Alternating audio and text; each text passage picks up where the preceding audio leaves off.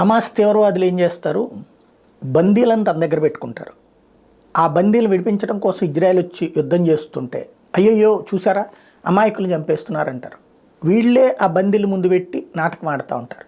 అంటే victim card. ఇక్కడ ఇండియాలో రైతుల పేరుతో జరుగుతుంది అట్లాంటి విక్టిమ్ కార్డ్. వాళ్ళే రోడ్లు బ్లాక్ చేసేస్తారు. దేశంలో ఒక ప్రాంతం నుంచి ఇంకో ప్రాంతానికి వెళ్ళడాన్ని బంద్ చేస్తారు. అదేందయ్యా అంటే రైతులకు అన్యాయం, రైతులను అట్లా మాట్లాడతావు, రైతులను అట్లా ఎదిరిస్తావంట. ఈ కథ అంతటికి వెనకాల ఎవడుంటాడు?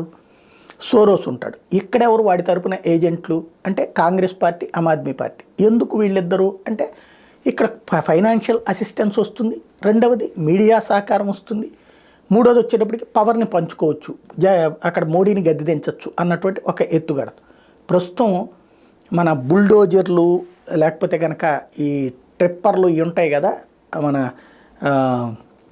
ఏవైతే సరుకు తీసేసి అవతలి ఇసిరేయడానికి కావలసినటువంటి అవి, అట్లాంటి తరహాలో తమ ట్రాక్టర్లకి చుట్టూతా కూడా కొత్త టెక్నాలజీని ఏర్పాటు చేసుకుని ఢిల్లీకి బయలుదేరుతున్నారు.